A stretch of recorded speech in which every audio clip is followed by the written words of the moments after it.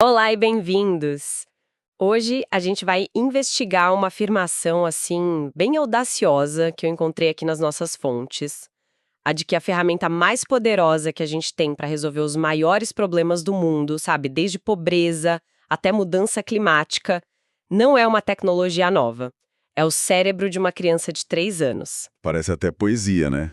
Quando a gente ouve assim pela primeira vez. Exato, soa como um exagero poético, mas a proposta é que isso é uma realidade científica. E a nossa missão aqui é entender se o desenvolvimento na primeira infância, o DPI, é mesmo essa peça-chave para destravar os Objetivos de Desenvolvimento Sustentável, os ODS. Com todos aqueles objetivos ambiciosos, ela depende fundamentalmente da geração que está agora aprendendo a andar, a falar. Uhum. Eles não são só os futuros beneficiários das metas. Eles são a condição para que elas sejam alcançadas e, mais importante, sustentadas lá na frente. Certo. Então, antes da gente pular para essas conexões globais, vamos alinhar uma coisa. Quando a gente fala em desenvolvimento na primeira infância, de que período da vida estamos falando exatamente? Olha, a gente está falando de um período que vai desde a concepção, a fase pré-natal, e que se estende até os 8 anos de idade. Desde a concepção. Sim, e assim, é uma loucura pensar que em tão pouco tempo a gente vai de um amontoado de células para uma criança que está no 3º ano da escola, sabe? Correndo, argumentando, fazendo perguntas sobre tudo, é a transformação mais radical e mais veloz de toda a vida humana. Nossa. Nenhum outro período chega nem perto em termos de velocidade e complexidade. Ok, vamos analisar isso então. Porque a adolescência também é um período de muita mudança, a vida adulta tem seus próprios desafios, o que torna esses primeiros 8 anos tão diferentes, assim, tão críticos. O que é fascinante aí é a junção de alguns fatores que são únicos, sabe? O primeiro, e talvez o mais importante, é o desenvolvimento do cérebro. É a fase em que o cérebro cresce no ritmo mais acelerado de toda a nossa vida. São mais de 1 milhão de novas conexões neurais se formando a cada segundo nos primeiríssimos anos. É uma explosão de construção mesmo. Peraí, 1 milhão por segundo. Esse número é difícil até de processar. É quase inconcebível. E isso leva a gente direto para o segundo fator.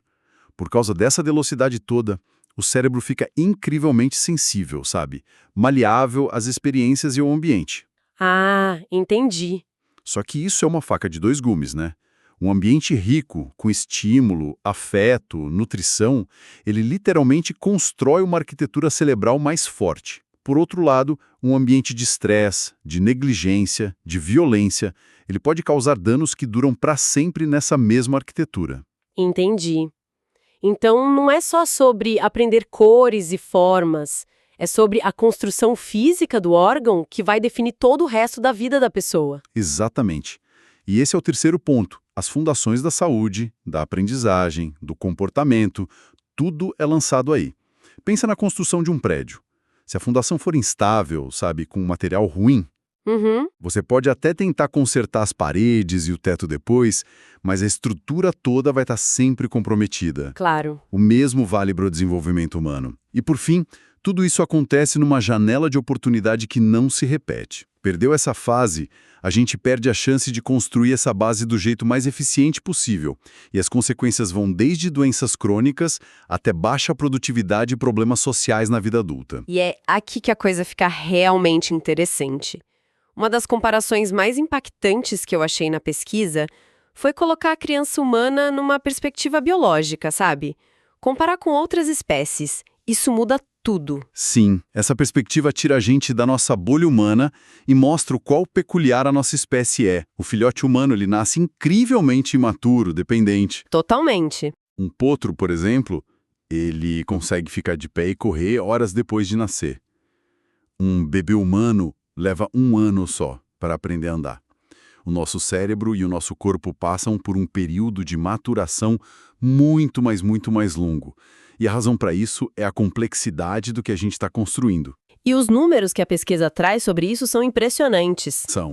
O cérebro humano adulto tem cerca de 16 bilhões de neurônios no córtex, que é a área do pensamento complexo da linguagem. Uhum. Um elefante que tem um cérebro total maior que o nosso. Tem só 5 bilhões ali. Nossos parentes mais próximos, gorilas, chimpanzés, têm por volta de 9 bilhões. A gente tem quase o dobro. Quase o dobro. E essa complexidade toda exige mais tempo de montagem depois que a gente nasce. Um período em que a gente é totalmente vulnerável. O que leva a uma questão evolutiva, né?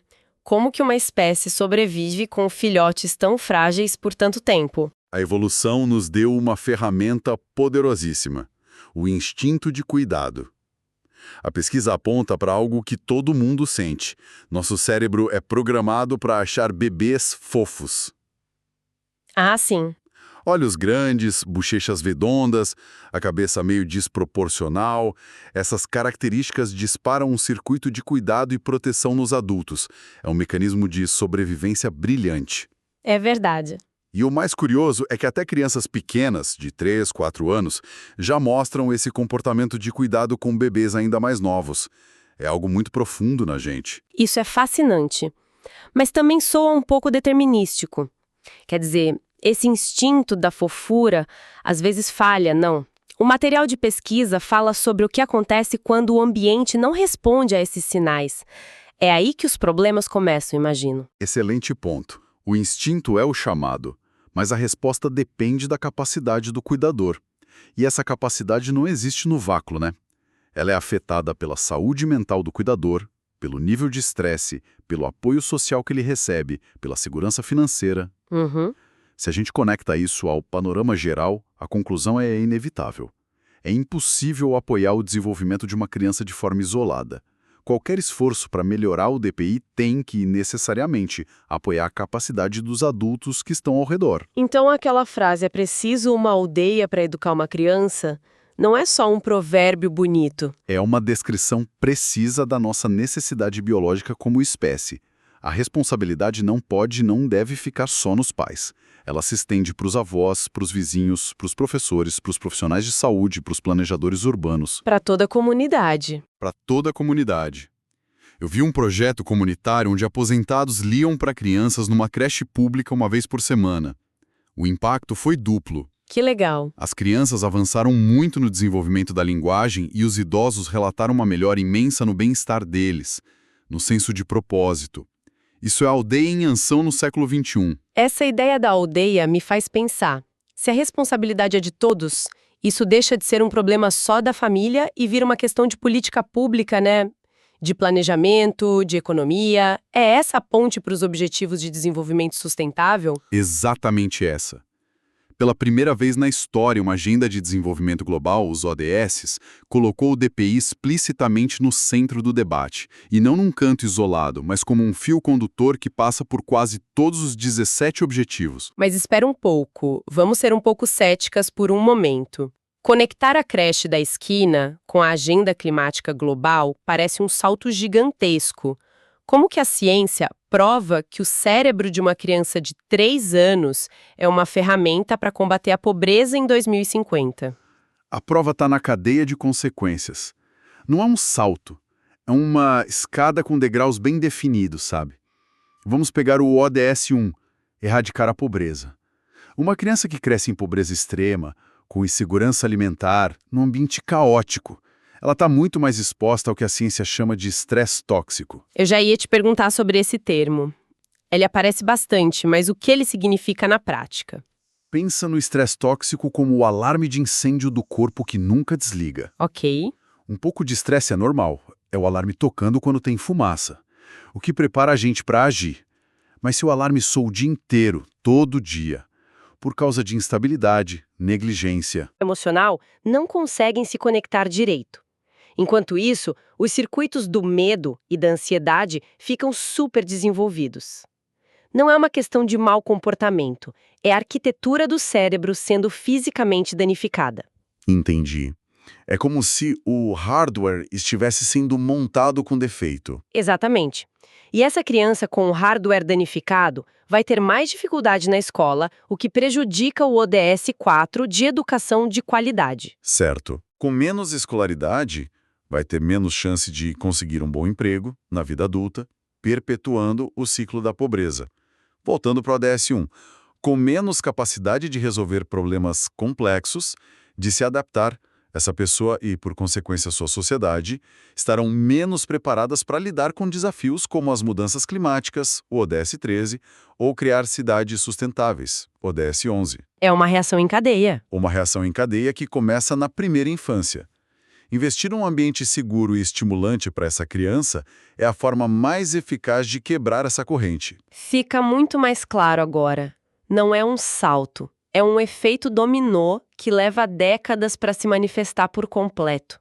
A pesquisa que a gente analisou funciona como um roteiro do conhecimento nesse campo. Como ela organiza essa jornada de aprendizado? Ela divide o conhecimento em duas grandes frentes, que são tipo dois lados da mesma moeda. De um lado, temos o que eles chamam de a ciência do desenvolvimento, e do outro, a ciência da implementação. Ok, termos um pouco acadêmicos. Vamos traduzir isso. Boa ideia.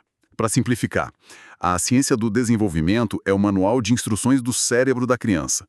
É a neurociência dizendo como as peças se encaixam, como a cultura e as relações afetam a montagem. O manual. Já a ciência da implementação é o teste de campo. É pesquisar se as ferramentas que a gente está dando para os pais e para a comunidade, tipo um programa de visitas em casa ou uma política de licença parental, se elas realmente funcionam na vida real, não só na teoria. Uma nos diz o que acontece, a outra nos diz como fazer acontecer do melhor jeito. Manual de instruções e teste de campo. Gostei. E, dentro desse roteiro, quais são os pontos principais que a pesquisa guia a gente a entender? A jornada é bem completa. Começa com os fundamentos que a gente já falou, a arquitetura do cérebro. Depois, mergulha fundo no estresse tóxico, que é talvez o maior vilão do desenvolvimento saudável.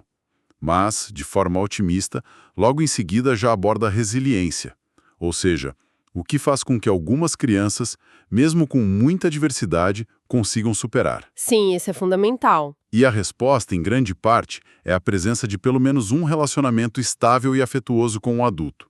Isso funciona como um amortecedor contra os efeitos do estresse. Então vai do biológico para o social e o prático. Exatamente. O roteiro segue para programas concretos.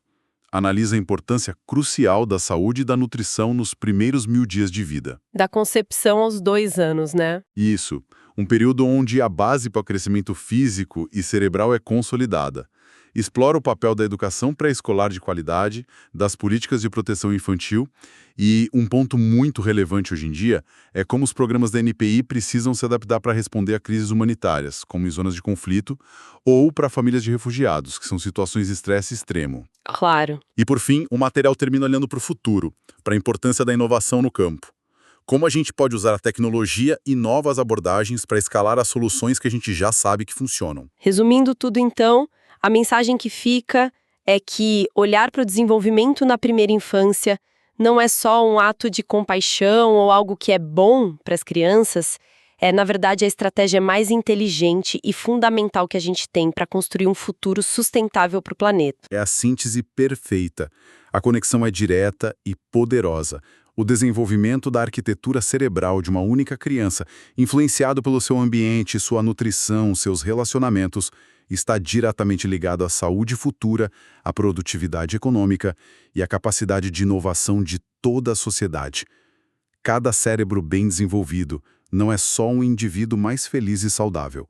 É um tijolo a mais na construção de um mundo mais justo, próspero e sustentável. Para encerrar, a pesquisa termina destacando como a inovação pode transformar o campo do DPI e como as pessoas podem participar disso. Isso me deixa com uma pergunta para reflexão, baseada em tudo que a gente conversou aqui. Considerando que todos nós, de alguma forma, fazemos parte da aldeia responsável por uma criança, qual poderia ser a inovação mais simples, mas de maior impacto que uma comunidade ou até mesmo uma pessoa poderia implementar amanhã para apoiar o desenvolvimento das crianças ao seu redor?